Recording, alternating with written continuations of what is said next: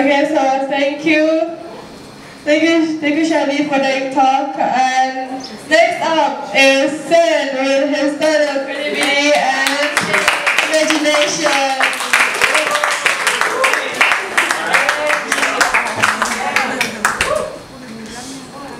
No? So, yeah. Good morning, everyone. Hope you all had your breakfast, because I did, and I'm looking forward to lunch. Now, my talk ain't that long. It's pretty much this whole paper. So yeah, I'm not. My topic's not that sad. No melancholy. Nothing about love. Nothing about kindness. It's more of a entertaining kind of topic, just to keep you smiling, just to entertain you. So you can say that I'm just a jester here. I'm your worker, so to speak. I will begin now. Do you all like fantasy stories? Yes! Yes? Stories like Lord of the Rings? Yeah. Good. The Marvel Universe? Yes! Yes. And they all have interesting characters, yes? Like Frodo or Doctor Strange is my favorite. Or maybe other, not fantasy, but other stories like John Wick. I like John Wick. And maybe even anime, like Lelouch de Britannia. Do any of you know him? Do you know him? Oh, he's an interesting guy.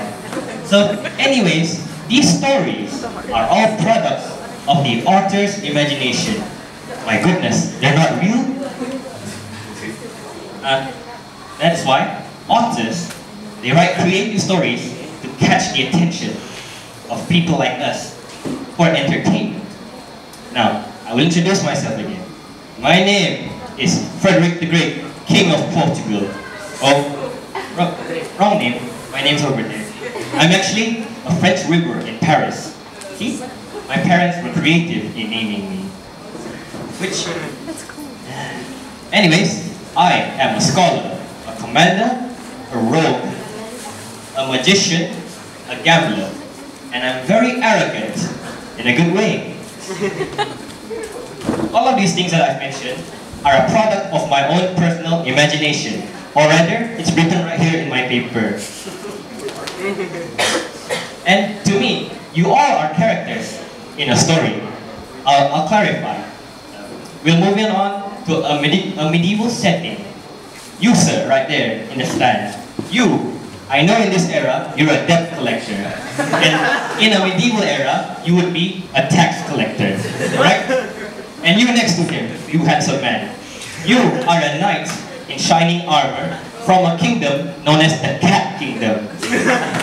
And all the ladies confess to you, but you reject them because you're still looking for that perfect princess.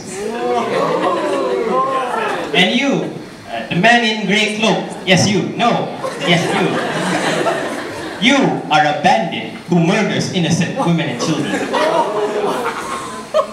So, all of these things are yet another product of my imagination if we were all living in a medieval era. So, everyone has their own definition of creativity and imagination. It could be someone who's good at solving problems, a person with a unique point of view, a burglar, or maybe even someone good in arts and crafts. But to me, my own opinions are that someone is actually a way of life. Kind of like how we wake up early in the morning and we go to brush our teeth and shower. Except when you wake up in the morning, you may feel a little bit creative and you think, I must wake up today because the world is ending. And if I don't brush my teeth, my house will explode. So, it's almost like a unique point of view. Now picture a mountain, not from the bottom, but in the stratosphere, high up in the sky. Now of course you can't picture that because you've never been to the stratosphere. We're not astronauts, right? But try to picture it anyways. I would picture a mountain up high. It would look very tiny, almost flat, with a lot of trees. So it should be like a flat sheet of greenery, right? That's how I would picture it. but I wouldn't know. But my imagination tells me that's how it looks like. Anyways, who needs it? Well, everyone needs a little bit of imagination in their life. And I will now demonstrate. I would need a volunteer. Who would like to stand here next to me? Come on, a volunteer.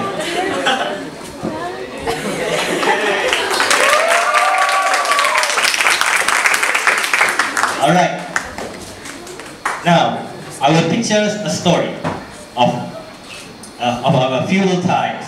I picture myself as a samurai. And I am here to protect my lord from a ninja. You are the ninja.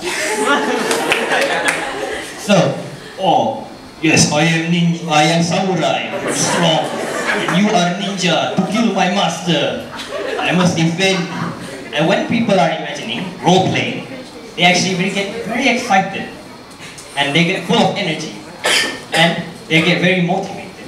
Like, I must defend my master because he is my lord in protecting me. And you ninja are here to kill my lord because perhaps that is your mission.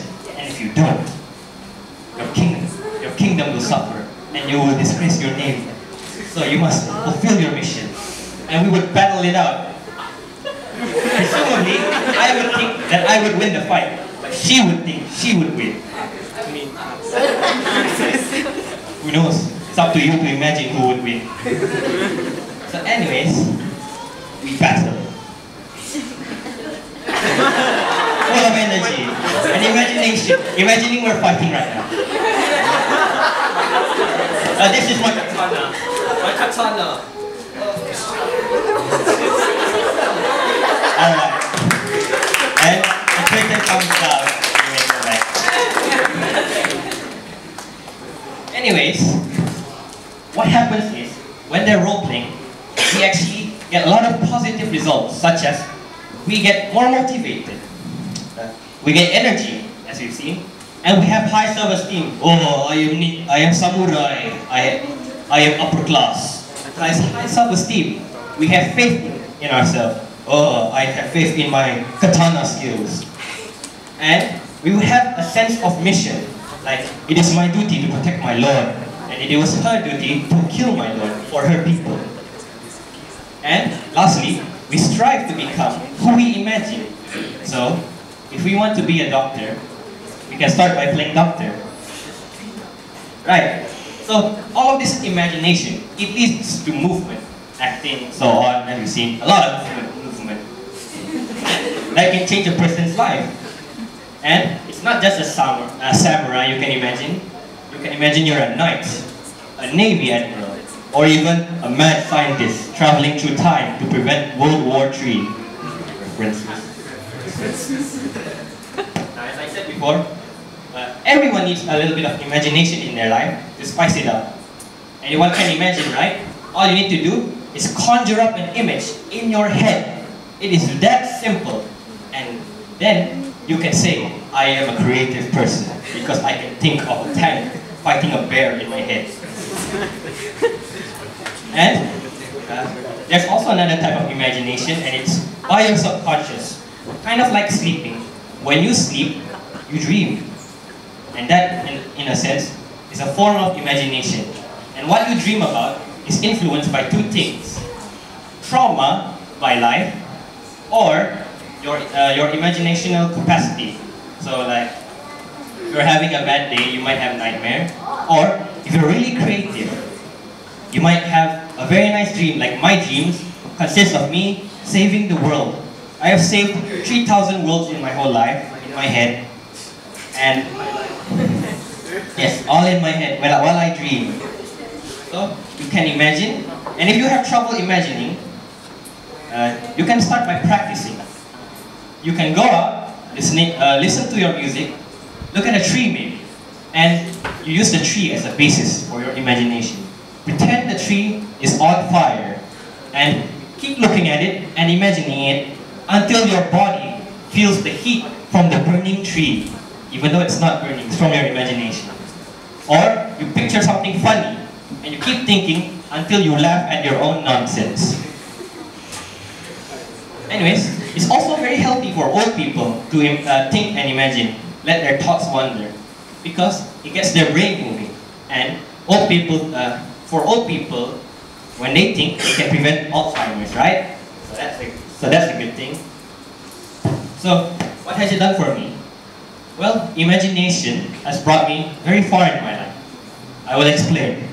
I am a squire traveling around the kingdom, looking for challenges.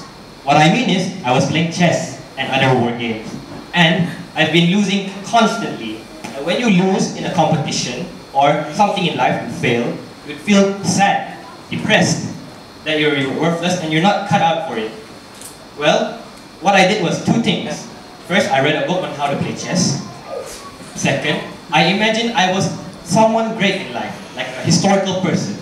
So I imagined I was Horatio Nelson, Admiral in the British Navy during the Napoleonic era. And I'm here to save my country from the French.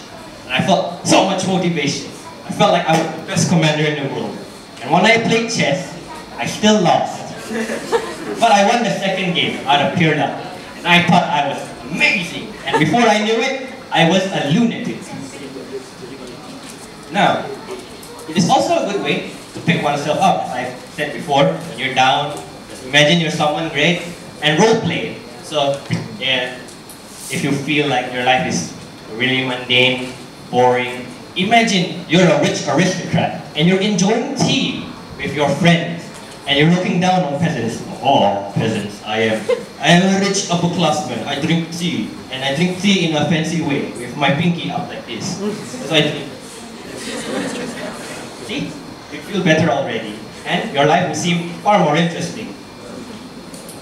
Anyways, I too sometimes, when I have a bad day, I would have trouble sleeping because I would try to picture and remember all the bad things that happened today. Oh, I wasn't productive today. I couldn't get this done. And then I think of the consequences tomorrow. Oh, then tomorrow my teacher's gonna scold me or something. Or I have piano classes this afternoon. And I would have trouble sleeping or falling asleep. And what I do is, I use a bit of imagination and I go adventuring in my head. And I have a lot of stories in my head when I go to sleep. So what I do, I can tell you a story. It's about, I was imagining I was rescuing a princess. Her name is Isabella, and I had a squad with me. So there were the four of us, me, my twin brother, Petra, and Lydia. So we were on a mission to rescue the princess. And our vehicle, we were on an airship piloted by a captain. His name is Captain Kilburn, and he's a womanizer as well. So I would have fun imagining the stories in my head while I try to sleep. And my stories normally never end. Do you know why? Because I have so much fun imagining my own story that I'd fall asleep and I couldn't continue the story, and before I knew it, the alarm woke me up, and it's a brand new day full of opportunities. And I have to continue the story tomorrow night. So, if you have trouble sleeping, try my method. Imagine you're on an adventure. If you're still not convinced on the importance of creativity on mankind, I will give other examples, such as my first example of a man named Heinz Guderian. He is a German general of the Wehrmacht during World War II, and he was the man who organized the tank forces in Germany during World War II. During that time, everyone was like, we will dig trenches, and we will wait in them, and perhaps we will win. But he had the idea of using tanks to lead his men to victory, and that the commander should be close to them. And yes, everyone was like, ridiculous, these tanks, they're still new. They're not gonna win us a whole war. We should fight the wars the way we've fought them for thousands of years. And guess what? He was right. And Heinz, his force, captured France in 1 month. Yay! And another one is the invention of gunpowder. Now, the invention of gunpowder, no one really knows the exact origin. Some say in India, some say in China. But this story comes in China of a man, an emperor, telling his Chinese scholars to make him, I want an elixir to make me immortal. And the scholars, they came up with something and they made him an elixir. Except this didn't make him immortal. It blew him up and everyone in the room. And that is how gunpowder was made. Yeah. and as well as Beethoven. You know Beethoven? The pianist. He made a song called For Elise, right? It's actually a song for a girl he liked, named Elise. That is why the song is called For or Elise. Sadly for him though, the girl didn't like Beethoven or his song. But we still have a wonderful song, right? For Elise, it's a wonderful song. Very sad, but it's supposed to be very romantic. No field of work on this planet does not require imagination or creativity. Even a simple job like a bartender needs a little bit of creativity. After all, you gotta tell the bartender, "Sir, I would like a pina colada." And then he would go and mix. That is a little bit of creativity, you know, to make a cocktail.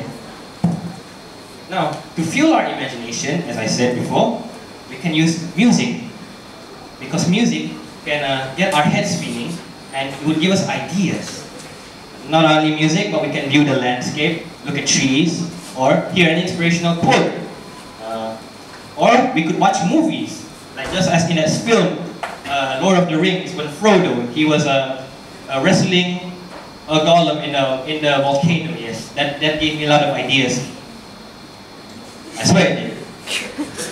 And there's a common misconception that adults, they don't need creativity, because adults, for some reason, are expected to be very serious people. You know, they need to be tough with their children. But adults too should be a little bit childish in them. You know, they shouldn't be serious 24/7. They should also have a little bit of that so to speak. You know, so that their children will not grow up strict and mundane like them. They should teach their children to be more creative, to think out of the box. Otherwise, their children will grow up afraid of failure. They will not take chances because they are afraid of failing. Now, I will now end my talk. So if a lady or a man comes to you and speak of an incurable of a disease, a cure to a disease, or that the market is about to crash and our money value is going down, don't think of them as a lunatic. They probably are, but think of them as having an imagination tantrum, so to speak. Now, I will end my speech here. I hope I've entertained you and opened up some eyes, and I'll bid you all au revoir.